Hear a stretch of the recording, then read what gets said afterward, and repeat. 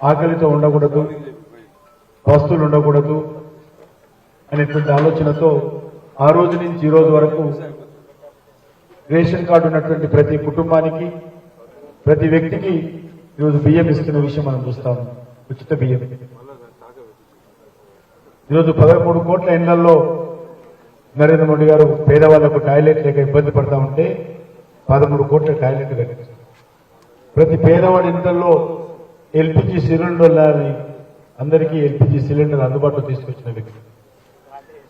మన రాష్ట్రంలో టీఆర్ఎస్ కారణంగా ఇల్లు కట్టలేదు, కానీ దేశంలో సుమారు 4,20,00,000 ఇళ్లు నరేంద్ర మోడీ గారి ప్రభుత్వం నిర్మాణం చేయలేదు. అదేవిధంగా ప్రతి పేదవాడికి ఆయుష్మాన్ భారత్ పేరు మీద 5 లక్షల విలువైనటువంటి ప్రైవేట్ ఆసుపత్రుల్లో వైద్యం అందించేటువంటి కార్యక్రమం కూడా నరేంద్ర మోడీ గారు ఉచితంగా చేపట్టడం జరిగింది.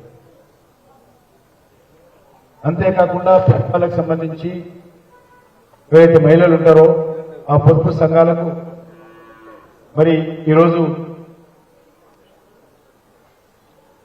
డిఫాల్ట్ లేకుండా వాళ్ళు ముందుకెళ్లినట్లయితే 20 లక్షల వరకు కూడా పొదుపు సంఘాలకు బ్యాంకు రుణాలు ఇవ్వాలని నరేంద్ర మోడీ గారి ప్రభుత్వం నిర్ణయించింది. ప్రతి పేదవాళ్ళందరూ కూడా బ్యాంక్ అకౌంట్ ఉండాలి. బ్యాంకుల అకౌంట్ ఓపెన్ చేయమంటే డబ్బులు అడుగుతున్నారు, అనేక రకాల కాగితాలు కావాలని ఇబ్బంది పెడుతున్నారని ఎవరికి కూడా ఏ ఇబ్బంది లేకుండా ఈరోజు ప్రతి పేదవాడు కూడా ఈరోజు కొన్ని కోట్ల మంది బ్యాంక్ అకౌంట్ ఓపెన్ చేస్తున్న విషయాన్ని మనం చేస్తాం. అంతేకాకుండా కరోనా వచ్చినప్పుడు అందరికీ ఉచితంగా మొదటిసారి, రెండోసారి, మూడోసారి బూస్టర్ పేరుతో మరి వ్యాక్సిన్ ఇప్పించి ఉచితంగా మన ప్రాణాలు కాపాడడంలో నరేంద్ర మోడీ గారు అంకిత భావంతో పనిచేశారు. మన హైదరాబాద్ నగరంలో కూడా మరి అనేక రకాల అభివృద్ధి కార్యక్రమాలకు కేంద్ర ప్రభుత్వం సహకారం అందిస్తాం. ఈరోజు మరి మీకు అందరికీ తెలుసు, బస్తీ దవాఖానాలు ఏదైతే పనిచేస్తా ఉన్నాయో దానికి పూర్తిగా నరేంద్ర మోడీ గారి ప్రభుత్వం, కేంద్ర ప్రభుత్వం ఆర్థిక సహకారం అందిస్తాం. ఏదైతే ప్రభుత్వ పాఠశాలలో సర్వశిక్ష అభియాన్ పేరుతో అనేక రకాల అదనపు తరగతి గదులు, ఏ ఒక్క స్కూల్ కూడా టాయిలెట్ లేకుండా ఉండకూడదని చెప్పి ప్రతి స్కూల్లో కూడా విధిగా టాయిలెట్ కట్టించినాడు నరేంద్ర మోడీ గారు వచ్చిన తర్వాత. అంతేకాకుండా అన్ని స్కూళ్లలో డిజిటల్ క్లాస్ రూమ్స్ ఏర్పాటు చేయడం, అన్ని ప్రభుత్వ ఆసుపత్రుల్లో మెరుగైనటువంటి వసతి కల్పించడం, మన గాంధీ హాస్పిటల్ కూడా మరి అనేక రకాలుగా అక్కడ ఆక్సిజన్ ప్లాంట్ ఏర్పాటు చేసి కొత్త బ్లాక్ నిర్మాణం చేసి ఈరోజు గాంధీ హాస్పిటల్ కూడా ముందుకు తీసుకెళ్తాం. మన ఎర్రగడ్డలో ఉన్నటువంటి ఈఎస్ఐ ఆసుపత్రిని కూడా సుమారు 1,300 కోట్ల రూపాయలతోటి సమగ్రంగా అభివృద్ధి చేస్తా ఉన్నాం. అక్కడ మెడికల్ కాలేజ్ కూడా అద్భుతంగా పనిచేస్తాం. బీబీ నగర్ దగ్గర కూడా ఎయిమ్స్ ఆసుపత్రులు ఏర్పాటు చేసి అత్యంత ప్రతిష్టాత్మకమైనటువంటి ఆసుపత్రి ఏర్పాటు చేసి అక్కడ మెడికల్ కాలేజ్ కూడా ఏర్పాటు చేశాం. దానికి పెద్ద ఎత్తున అడిషనల్ బిల్డింగ్స్ కూడా ఇటీవలైన ప్రధానమంత్రి గారు పరేడ్ గ్రౌండ్ నుంచి మరి 1,300 కోట్ల రూపాయలతోటి అడిషనల్ భవనాలకు భూమి పూజ చేసిన విషయాన్ని కూడా ఈ సందర్భంగా మనవిస్తాం. మన హైదరాబాద్ చుట్టూ రీజనల్ రింగ్ రోడ్ పేరుతో మరి 350 కిలోమీటర్ల పొడవైనటువంటి రోడ్డు అంతర్జాతీయ స్థాయిలో నిర్మాణం చేస్తా ఉన్నాం. ఔటర్ రింగ్ రోడ్డు బయట రీజనల్ రింగ్ రోడ్ వస్తా ఉంది.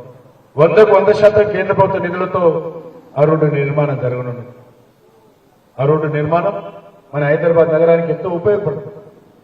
మధ్యతరగతి ప్రజలకు, ఉద్యోగస్తులకు, రిటైర్ అయినటువంటి వాళ్లకు మరి టౌన్షిప్స్ ఏర్పాటు చేస్తే చాలా తక్కువ ధరలకి మరి అక్కడ మరి హౌసింగ్ సౌకర్యం అందుబాటులో వచ్చేటువంటి అవకాశం. అంతేకాకుండా ఏవైతే ఒక హైటెక్ సిటీలో ఉన్నటువంటి ఐటీ ఆఫీసులన్నీ కూడా ఈరోజు మరి హైదరాబాద్ చుట్టుపక్కల రీజనల్ రింగ్ రోడ్ వస్తే చాలా విస్తరించేటువంటి అవకాశం. అనేక రకాల మ్యానుఫ్యాక్చరింగ్ యూనిట్స్, పరిశ్రమలు వచ్చేటువంటి అవకాశం. అనేక రకాల కొత్త యూనివర్సిటీస్, విద్యా సంస్థలు ఏర్పడే అవకాశం ఉంటుంది. అంతేకాకుండా మరి అక్కడ మాల్స్ కావచ్చు, ఎంటర్టైన్మెంట్ యాక్టివిటీస్ కావచ్చు, అక్కడ ఏర్పడినట్లయితే మరి రీజనల్ రింగ్ రోడ్డు సమాంతరంగా ఒక కొత్త రైలు కూడా ప్రవేశపెట్టాలని చెప్పి ప్రధానమంత్రి ఆదేశించారు. దాని పనులు కూడా జరుగుతూ ఉంది. అది తెలంగాణ అభివృద్ధిలో గేమ్ చేంజర్ అవుతుంది, లక్షలాది మందికి ఉద్యోగాలు వస్తాయి కూడా అని చెప్పి ఈ సందర్భంగా మనవిస్తున్నాం. నరేంద్ర మోడీ గారు అనేక రకాల అభివృద్ధి కార్యక్రమాలు తీసుకొచ్చారు. తెలిసి మల్లికార్జున నగర్ లో కూడా ఈ ఫ్లోర్స్ మరి ఆ రోజు ఈ యొక్క కమ్యూనిటీ హాలు మరి మీ ఆశీస్సులతో నేను ఎమ్మెల్యే ఉన్నప్పుడే నిర్మాణం జరిగిన విషయాన్ని కూడా ఈ సందర్భంగా మనవిస్తున్నాం. ఈ యొక్క మోయించరు కూడా ఫెన్సింగ్ ఆ రోజు వేయించాం. మోయించరు నుంచి నీళ్లు బస్తీలకు వస్తుంటే రాకుండా పెద్ద కాలువ కూడా మరి దాన్ని మూసి వరకు తీసుకుపోయిన విషయాన్ని కూడా ఆ రోజు కోట్ల రూపాయలు ఖర్చు పెట్టారు. ఆ యొక్క అండర్ రోడ్ కాలువ కూడా మీకు కట్టించాం. అనేక ప్రాంతాల్లో కమ్యూనిటీ హాల్స్ కానీ ప్రభుత్వ పాఠశాలలు కానీ నిర్మాణం చేయడం జరిగింది. ఈరోజు మీ అందరినీ కోరుతా ఉన్నాను, నా గురించి నేను కొత్తగా చెప్పాల్సిన అవసరం లేదు.